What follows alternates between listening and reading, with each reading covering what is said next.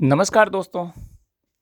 सुशांत सिंह राजपूत मामले में हर कोई अलग अलग बयान जारी कर रहा है।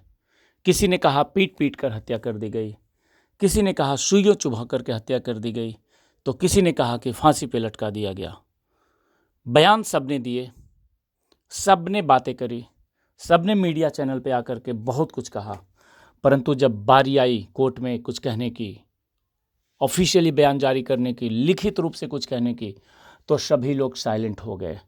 मैं बात कर रहा हूं, आपको पता ही होगा कि नारायण राणे जो कि केंद्रीय मंत्री बन चुके हैं, उन्होंने भी कहा था कि सुशांत सिंह राजपूत की हत्या कर दी गई, पीट पीट कर उनकी हत्या की गई। लेकिन उसके बाद बिल्कुल साइलेंट हो गए। और अब तो उनके पास पावर है, अब तो उनके पास ताकत है, फिर किससे डर? फिर क्यों नहीं आकर के सामने कुछ कहते हैं? क्यों नहीं आकर के कहते हैं कि सुशांत सिंह राजपूत की पीट पीट कर हत्या कर दी गई? और इस मामले में अब वो ऐसी जगह पे बैठे हुए हैं जहां से वो सीबीआई को डायरेक्ट अप्रोच करके अपनी सारे सबूत कह सकते हैं, सारी बातें कह सकते हैं। बीच में थर्ड पर्सन कोई नहीं आएगा, न किसी अप्रोच की ज़रूरत है, न किसी के मीडिएटर की ज़रूरत है। तो ये थे। दूसरा वो व्यक्ति जो कि कहा था कि वो पोस्टमार्टम जब हो रहा था सुशांत सिंह राजपूत का, तो एक व्यक्ति अंदर गया था हॉस्पिटल में और उसने ये कहा था कि उसने देखा कि सुशांत सिंह राजपूत के पैरों में सुइयां चुभी हुई है और वहाँ पे उन्हें काफ़ी ज़्यादा पैर भी मुड़ा हुआ था, ऐसा लग रहा था कि पैर टूटा हुआ है। साथ ही उसने कहा था कि उनके पैर बिल्कुल लग रहा था कि सैकड़ों सुइयां चुभी हुई है।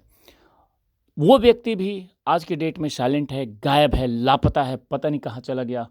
और उसने ये भी कहा था कि रिया चक्रवर्ती वहाँ मिलने आई थी, तो रिया ने यही कहा था सॉरी बाबू। तो बहुत बड़ी बात थी। लेकिन सुशांत सिंह राजपूत के मामले में ये सारे लोग केवल बयानबाजी करते रहे और कोई भी अब तक सामने नहीं आया ऑफिशियली तौर पे। अब देखा जाए, एक चीज़ और है कि इस मामले में सिर्फ सिद्धार्थ पिठानी को जेल के अंदर बंद किया गया है, वो भी उसको सिर्फ और सिर्फ ड्रग्स की तस्करी या ड्रग्स के कंजम्पशन के मामले में ही अंदर किया गया है। जबकि सुशांत सिंह राजपूत मामले में हत्या की अगर हम बात करें तो उसमें आप देखिए, संदीप सिंह, श्यामल मिरांडा, सिद्धार्थ पिठानी, शौविक चक्रवर्ती, रिया चक्रवर्ती और भी कई नाम हैं, नीरज है, केशव है। लेकिन इन लोगों को न तो बुलाया जा रहा है, न पूछताछ किया जा रहा है और बिल्कुल साइलेंट छोड़ दिया गया है। यानी कि ऐसा लग रहा है कि अब सब लोग अपने अपने काम में लग गए हैं, घूम रहे हैं, फिर रहे हैं और अब उनके ऊपर कोई भी डर नहीं है। और मुझे तो ये सारी चीज़ें देख करके कई बार अगर मैं पॉजिटिव सोचूं तो लगता है कि कहीं ऐसा तो नहीं है कि सीबीआई की सब पे निगाह है और सीबीआई सबकी एक्टिविटीज़ देख रही है और सीबीआई अपना काम कर रही है। और हो सकता है कि अचानक ही किसी दिन ये हमें देखने को मिले, सुनने को मिले कि चार्जशीट दाखिल हो गया और 302 भी लागू कर दिया गया। साथ ही साथ कई लोग इसमें गिरफ्तार हो गए जो आराम से बाहर घूम रहे हैं। ये पॉजिटिव चीज़ें हैं। लेकिन नेगेटिव अगर हम बातें करें तो हमें लगता है कि कहीं मामले को ख़त्म ही न कर दिया जाए। जैसे जिया खान का मामला पहले कितने सालों से चल रहा है लेकिन उसमें आज तक कुछ नहीं हुआ। कहीं ऐसा ना हो कि इस मामले में भी ऐसा कर दिया जाए।